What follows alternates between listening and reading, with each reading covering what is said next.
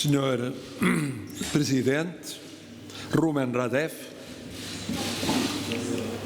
querido amigo, Excelência, queria em primeiro lugar agradecer a visita a Portugal, terceira visita em 3 anos, que mostra bem a amizade entre os Estados, os povos e também aquela que entre nós se veio a formar e a juntar-se às 2 outras. Saúdo a sua presença, bem como da Primeira-Dama, Rastislava Radeva.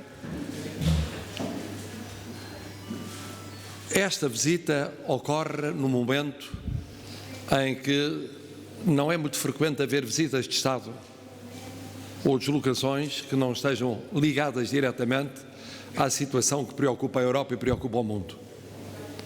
Mas quisemos mantê-la para mostrar que é importante que 2 países irmãos da Europa e também juntos na NATO e nas Nações Unidas querem reafirmar as suas posições, um bem no leste da Europa, o outro bem no ocidente da Europa, e que não é a distância geográfica que nos separa no essencial.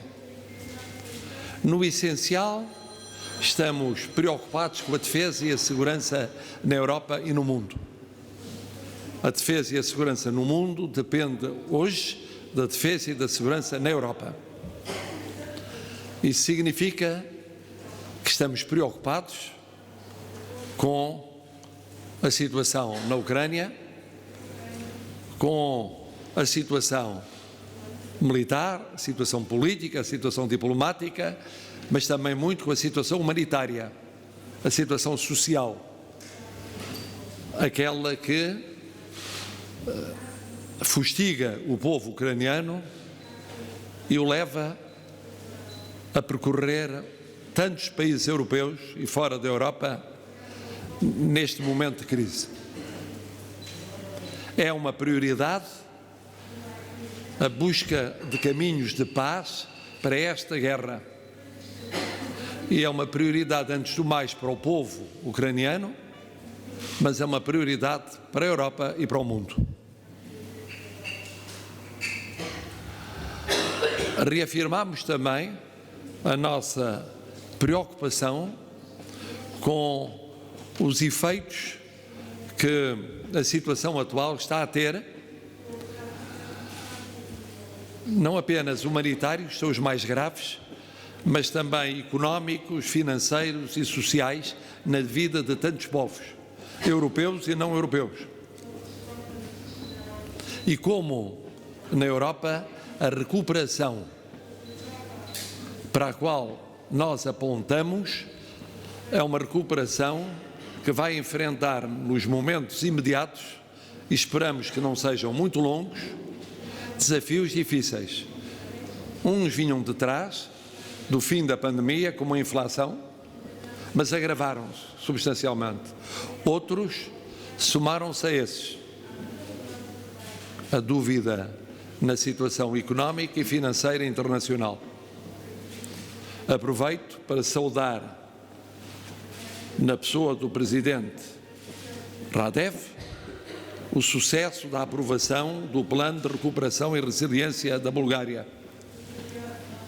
Aprovação pela União Europeia, que permite, tal como a aprovação relativamente ao plano português, que se avance nestes tempos difíceis, muito difíceis, mas se avance de forma a criar mais esperança na vida dos nossos cidadãos. Mais esperança na economia, mais esperança na sua vida do dia-a-dia, mais esperança no emprego, mais esperança no seu futuro. Por outro lado, também examinamos atentamente aquilo que é um conjunto de problemas europeus. Portugal reafirma permanentemente a sua posição relativamente aos Balcãs ocidentais, que é de que não esquece os Balcãs Ocidentais, não esquece a situação vivida em toda a realidade geográfica, que é mais do que geográfica, a realidade cultural europeia. Não esquece.